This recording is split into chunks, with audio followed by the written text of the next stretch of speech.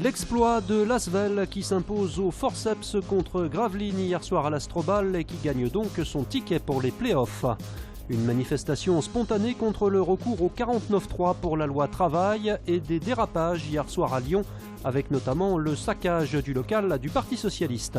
Enfin, un restaurant d'entreprise confié à des travailleurs handicapés qui reprennent ainsi confiance en eux. Ça y est, c'est fait, l'Asvel ira en play-off.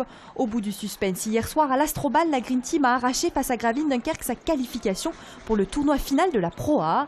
Une victoire acquise dans les derniers instants d'une rencontre très serrée. De toute façon, on était dos au mur, donc on n'avait pas le choix. Et on savait qu'il fallait qu'on se sublime.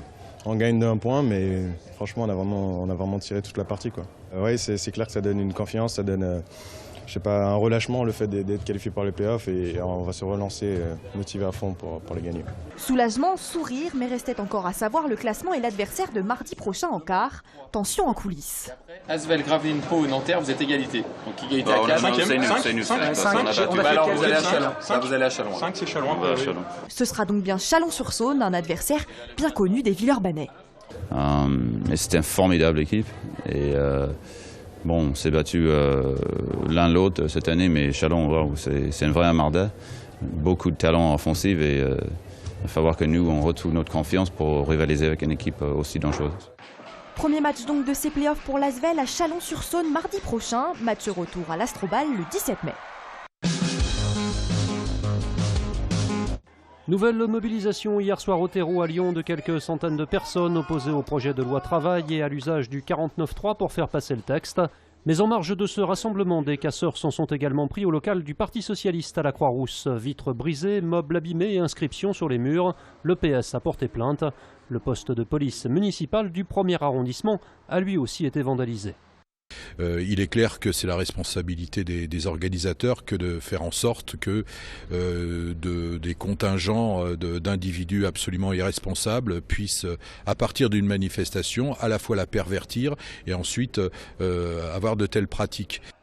Demain à Lyon, l'intersyndicale appelle à un nouveau rassemblement contre la loi travail avec un rendez-vous fixé à 11h30, place de la Comédie. Le cortège pourrait ensuite rejoindre la place Bellecour. Le préfet du Rhône en colère. Selon un article du Canard enchaîné, Michel Delpech serait intervenu dans l'affaire concernant l'excès de vitesse de Brice-Hortefeux dans la Drôme il y a une dizaine de jours. Contrôlé à 170 km/h au lieu de 110, il aurait trouvé le comportement d'un des douaniers agressif, ce qui l'aurait fait remonter au préfet. Ce dernier aurait alors fait convoquer les deux fonctionnaires par leur direction. C'est ce que conteste totalement Michel Delpech, qui nie avoir eu contact avec Brice-Hortefeux et qui dit même avoir appris son excès de vitesse par la presse. Des petits haricots verts, s'il vous plaît. À première vue, c'est une cafétéria d'entreprise comme les autres. Pourtant, ici, au siège d'April à Lyon, on en a confié la gestion à un ESAT, un atelier protégé qui emploie des personnes handicapées en cuisine.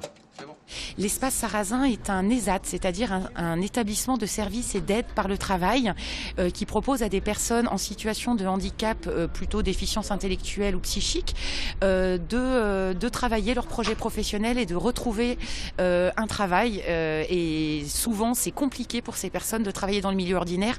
Donc à cette occasion-là, le projet pouvait vraiment répondre à un enjeu important de l'ESAT, c'est-à-dire remettre dans l'emploi ordinaire 4 personnes de chez eux. Moi, je me sens bien.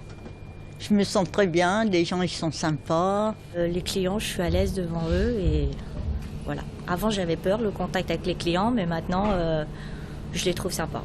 Les salariés qui viennent déjeuner ici profitent de produits frais, salades, plats du jour ou sandwich. Le choix d'un ESAT comme prestataire est plutôt apprécié. Écoutez, je trouve que c'est une excellente idée et puis c'est un beau projet qu'on a tous envie de soutenir. Et ça évite de perdre du temps, d'aller à l'extérieur et puis c'est assez bon et c'est assez varié donc c'est gagnant.